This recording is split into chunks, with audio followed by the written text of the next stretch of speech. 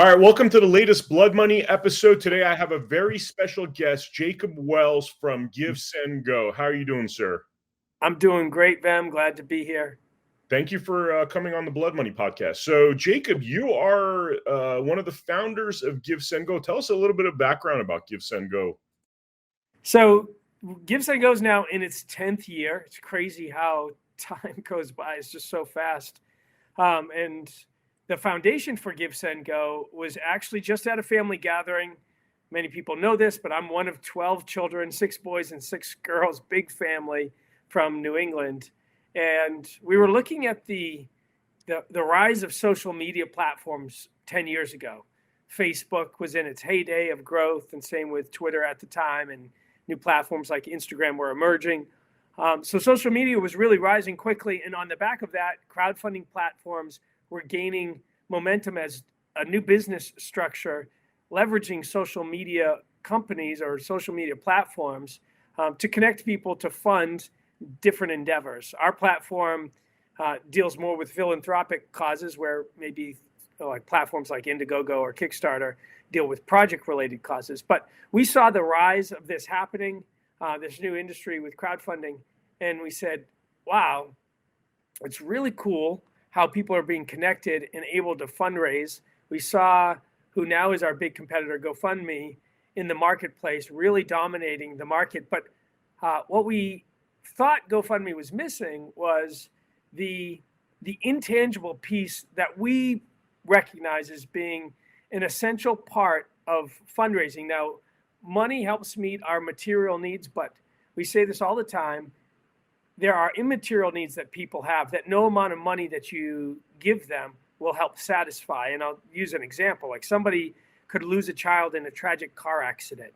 Now, you can raise $30,000, $40,000, $50,000 to pay for funeral expenses for that family, but that money isn't healing the hurt. It's not dealing with those immaterial realities that exist underlying to the money and that solving the physical problem. So we came from a faith background, a Christian background, and said, well, we know a solution to those immaterial problems that exist. And that's the hope that God gives us in the midst of difficult moments. And so why don't we begin a platform that shares hope with people while they go through difficult times? So that's what set us apart as a crowdfunding platform 10 years ago. We started with a desire to be more than just helping people raise money, but also injecting hope into difficult moments. Prayer is a big part of the Give, Send, Go website. Right. It seems like you guys do prayers to help people along with their cause. Could you tell me a little bit about that?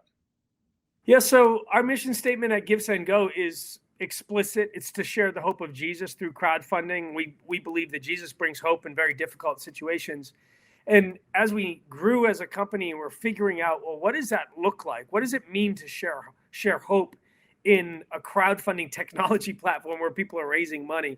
And so we wrestled through what that would look like. And we built encouraging messages throughout the website as a way for that to take place. But then we wanted to take it a step further. And in the middle of COVID-19, when people were being pushed into isolation, being told to stay indoors and all of that stuff, we said, well, we have everybody's phone number that's creating a campaign. Why don't we start calling these people that are in very difficult situations and begin praying with them over the situation that they find themselves in? So we hired a prayer team. We call it the Hope Team now. And what they do is they call campaigns as they come on to Give, Send, Go, and they just say, hey, listen, we can see that you're going through a difficult moment. We're going to pray for you right now because we know that there's something bigger than just this moment and situation that you're going through. And so our team will pray for the campaigns as they come on Give, Send, Go, and it's been an incredible, incredible journey. The stories that come out of that team is really fascinating. I mean, you guys have dealt with a lot of really difficult situations, it seems like. Weren't you guys in the middle of that whole Canadian trucker thing where they were trying to cancel anybody that was donating to the Canadian truckers? Yes, I just spoke at a conference this morning and we talked all about it. And we're still in the middle of that. We have a $300 million lawsuit against Give Send Go because we didn't back down and cancel the campaign like the pressures and the powers that be wanted us to do. So they're actually trying to sue us for $300 million. We're fighting that in the courts in Canada. But we've been in a lot of high-profile campaigns like that one where the world was really looking at what's going on here. And we believe firmly, particularly in Western societies where we claim freedom is a foundational principle, that governments shouldn't be interfering with the free right of protest and going after grievances against your government. I mean, you're no longer a democracy or a freedom-loving institution or country if you remove people's right to protest. It's fundamental to Western society. So we were happy to support it and stood firm on that principle when the pressure was trying to tell us to take it down. So let me get this straight. The Canadian government's suing you guys for $300 million? So it's not directly the Canadian government. It's a who found some coffee shop owner who said that the honking aggravated her, and now they're trying to rally a whole bunch of businesses to say that their businesses were destroyed because of the truckers clogging the streets. It wasn't the mandates that shut the businesses down, the Canadian mandates that shut everyone's businesses down, and you had to get a vaccine requirement in order to go into a business, that caused the business harm. It was the trucks that came in for 2 weeks. So they're trying to blame you guys for the trucks that came in there. Excuse me. Something got caught in my throat there. But yeah, they're saying that because we allowed that campaign, even though it had existed on GoFundMe before us, like if you remember the situation, they raised $10 million. The trucker organization raised $10 million on GoFundMe. It was just that GoFundMe caved to the pressure and said, no, we're going to take this money and we're going to give it to people that we think it should go to, and we'll work with the truckers to disperse it. And then they got massive pushback for that. And then the campaign came to Give, Send, Go. So a lot of the funds initially were raised on GoFundMe. They're not being sued because they did what the powers that be wanted them to do, which was take it down, not help facilitate the protest. And we said, no, they have a right to protest. They're bouncing in bouncy castles in the middle of freezing cold winter and having barbecues in the street. This is not some terrorist organization like GoFundMe helped facilitate funding for in the summer of love, the summer of 2020, when there were riots throughout America because of the political tension and the things that were surrounding some of those racial tensions that we saw play out. So, yeah, we are in the middle of a $300 million lawsuit where they're coming after us saying, well, we harmed the businesses somehow because we were a platform that allowed this campaign. Crazy. How's that playing out through the Canadian courts? I would think that that's kind of hostile ground for anybody looking for any sort of, First Amendment type freedom, because the Canadian government necessarily hasn't been very pro freedom of speech. Right. No, you're right on there. It doesn't seem to be a good place for this to be adjudicated because the Canadian courts haven't been proving themselves to uphold solid principles of freedom, like you just mentioned. And so we're currently, we just submitted a motion I think a week ago to have the case moved out of Ottawa, because that's where the trucker protest occurred. And the court currently hearing the case is right there smack dab in the middle of Ottawa. So we're saying it shouldn't be heard in Ottawa. It should go to a different court. We firmly believe that, just to remove any potential biases, court members that may have been influenced by the protest happening right in their neighborhood or something like that. So I think regardless of what happens in Canada, though, with the outcome of this lawsuit, there are still great protections here in the U.S., and Give, Send, Go is a U.S.-based platform. And I don't know if you've discussed or even your followers know about Section 230, but Section 230 protects platforms like ours against the content uploaded by its users. And it's necessary because it shouldn't be on Facebook or X, Twitter, or Instagram, or even Give, Send, Go to monitor and police everything that happens on their website, it would be an impossible task and we wouldn't be able to navigate. So that's why laws like Section 230 were put in place. Wow, wow. So, all right. So now tell me about this whole situation with great work, by the way, against the Canadian government. I wish you guys the best of luck there. Thank Uh, you. what's going on with this Carmelo Anthony fundraiser? I guess there was some controversy regarding that. Could you tell us what's going on with that particular situation? Oh man, yeah, it's fascinating to see the controversy, particularly because I sit in my political ideology more on the right side of the aisle. I'm a conservative Christian, and where Give Send Go really got its initial momentum was when we allowed a young kid named Kyle Rittenhouse a legal defense fund. He'd found himself in a very difficult situation, and he actually shot and killed two people, and then a third person he shot as well, who didn't die. But we allowed Kyle a fundraising campaign on Give Send Go when he was getting shut off from every other outlet.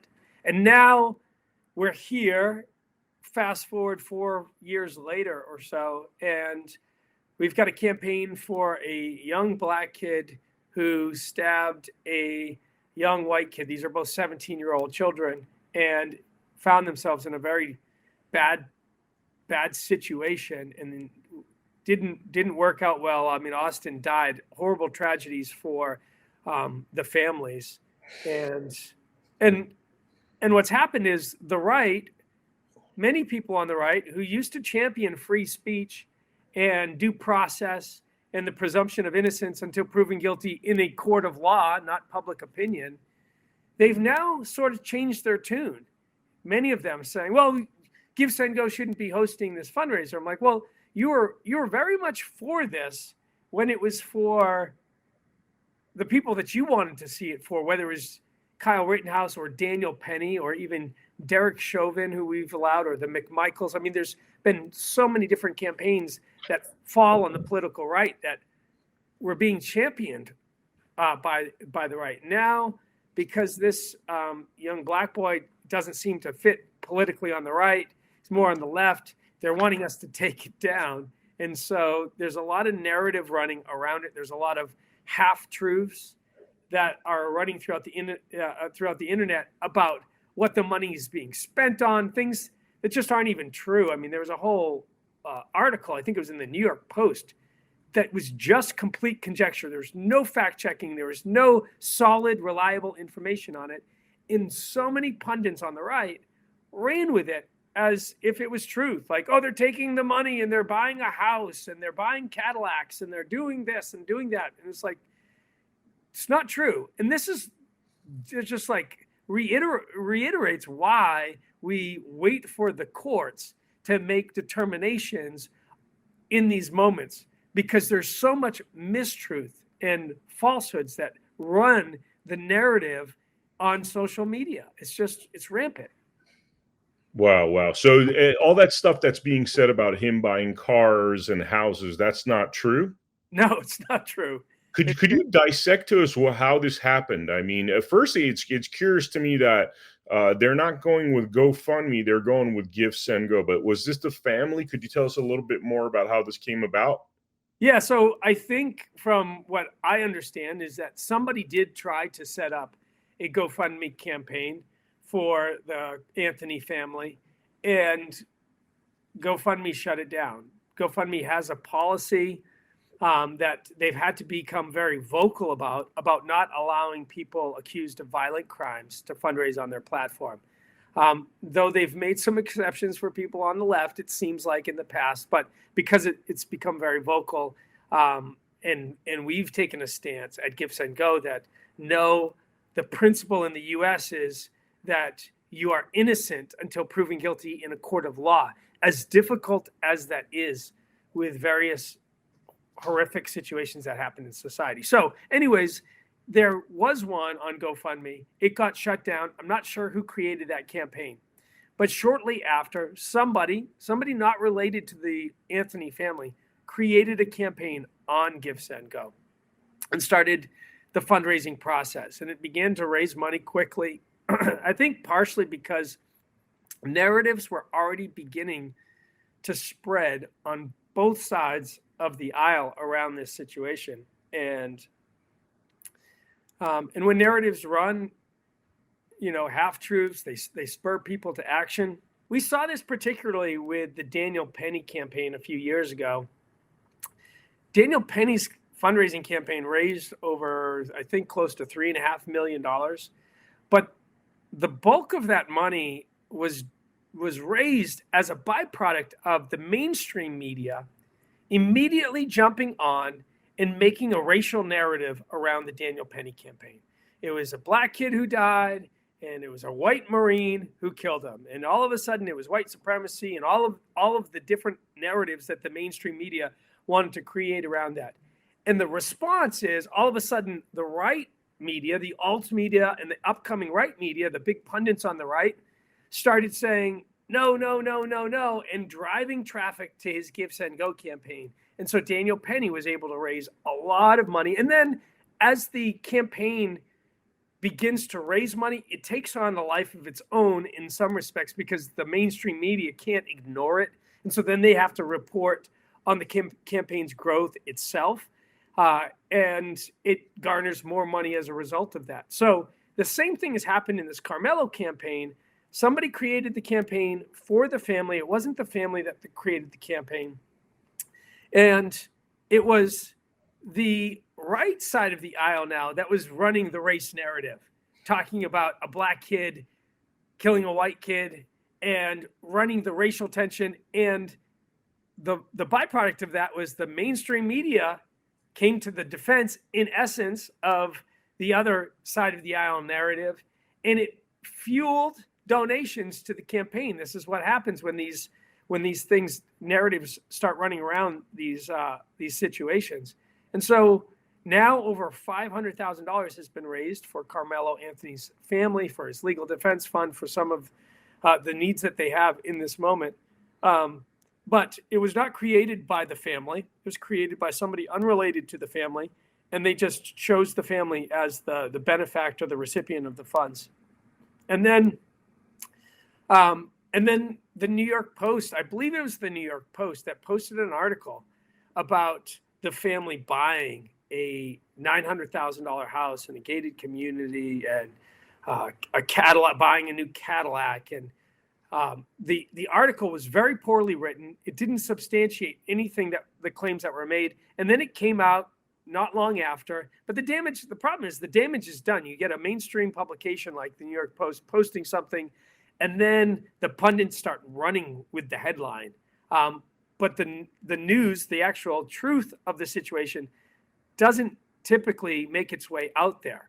And what the truth of the situation was, the family did have to move because of death threats. The Anthony family had to move because of death threats. They already lived in a $900,000 house, and they moved laterally in the sense of the size and scope of house from one house to another in a gated community where they would find a little bit more safety from the threats that they were receiving. They didn't purchase vehicles. That was just made up. Someone saw a Cadillac in their driveway, but it was a few years old. They'd actually purchased it several years earlier because Carmelo Anthony actually grew up in a family where both his mom and dad were together, and they were relatively successful as a family. They weren't impoverished. They had a decent upbringing economically, and so they could afford decent stuff. So that's part of the combating of the misinformation, is that people post stuff real quickly, they jump to assumptions, and then it paints narratives. So you've been getting a lot of, I mean, it seems as though you've pretty much done the same thing with whether it's a truckers and fighting for people's just freedom of speech and Right. be able to protest. It seems like you're pretty much across the board. You're being pretty consistent. It's just people don't like that in the Carmelo Anthony situation. A lot of people think that he murdered Austin, I believe was the gentleman's name, by stabbing him in the heart. So it's basically because of that, you're getting a lot of backlash now. It is because of that. And to be fair, I mean, Carmelo did admit to killing Austin. He said, I stabbed him directly to the police officers. But the problem with that is you have to ask the question, why? And Carmelo and his defense team have made a claim that it was in self-defense, that he was being attacked. And so if we're to operate as a society, you have to operate on principle, not on emotion. Emotion is good. Emotion is useful for situations. But when you get down to how you're supposed to operate, what your rules are, they have to be void of emotion. They have to be built on principles and frameworks for proper societal function. And one of our frameworks in the United States and in Western society at large is the presumption of innocence until proven guilty in a court of law. And as we begin to chip away, and society and other companies have chipped away, like even our competitor, chipping it away, saying we're not going to allow people that presumption if they're in something that is just distasteful to us, it begins to undermine the principle for everybody. And it actually gives space for the division that we start seeing rising again within our culture. Because when you start picking and choosing, you create opportunity for division. But principled living and presumption of innocence until proven guilty in a court of law actually has some very, very significant value to creating flourishing societies. I talked about this on another podcast. It's like, here are 4 basic truths about the presumption of innocence, why it's better than the presumption of guilt. 1, the presumption of innocence builds social cohesion. We're trying to exist together as a society. If you have a presumption of guilt as a framework for your legal system, then your society, your people live in fear of accusation, and immediately being under the gun to have to defend themselves. And it doesn't create a great place of societies don't do well when they're ruled by fear. They just don't flourish as well as when you have freedom and the presumption of innocence. So we set presumption of innocence as a framework because it actually builds better societies. People aren't living in fear. They can live within freedom, and it builds social cohesion. And then point number 2 is it's very difficult to prove a negative. It's much harder to prove a negative, which the person accused would have to do in order to prove themselves not guilty, versus the accuser proving a positive. And so because it's harder to prove a negative, we say, nope, we're going to afford the person accused the presumption of innocence. And then you have the resources of the state.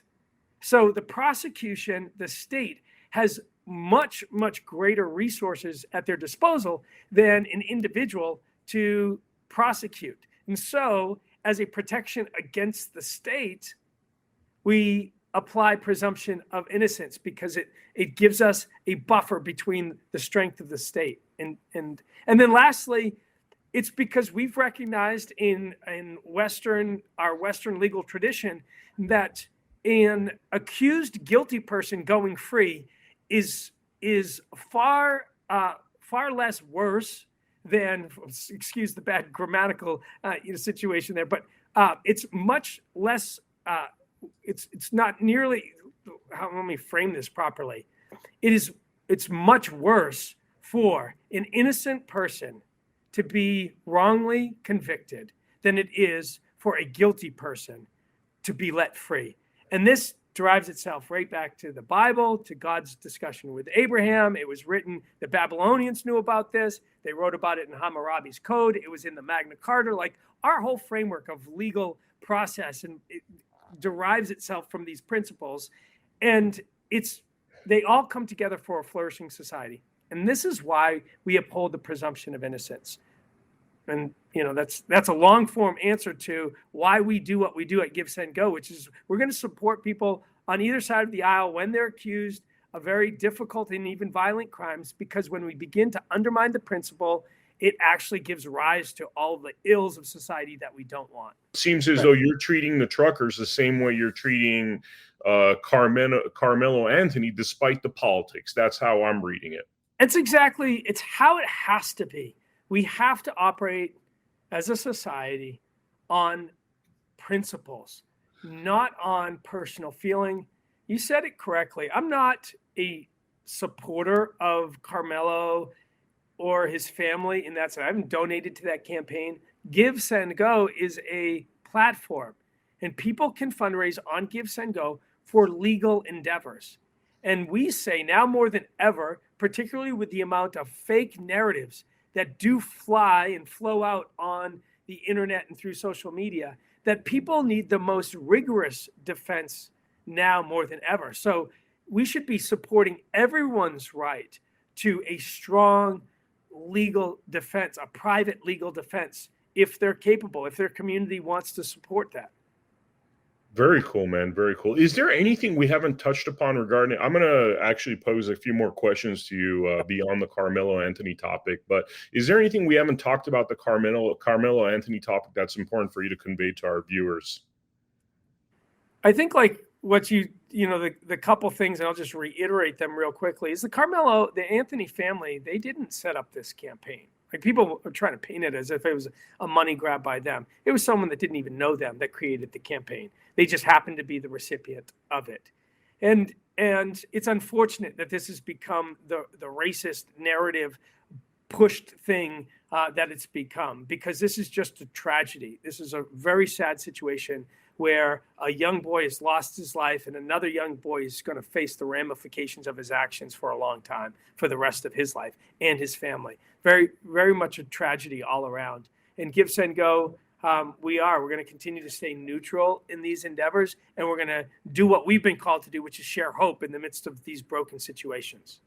Before I get to my other questions, I mean, obviously you have a connection to Christ. It seems like that's part of your barometer. Yeah, very much so. I mean, it's how we look through everything that we do. It's like, okay, what is the basis for even the idea of Christ, which is that God became man and then took the punishment that we deserved. Like this is redemption at its finest. So when I look at a situation like Carmelo Anthony and his family, those are the people that Jesus came and died for. Like Jesus died for Carmelo. Jesus died for the Anthony family. He died for the Austin Metcalf family.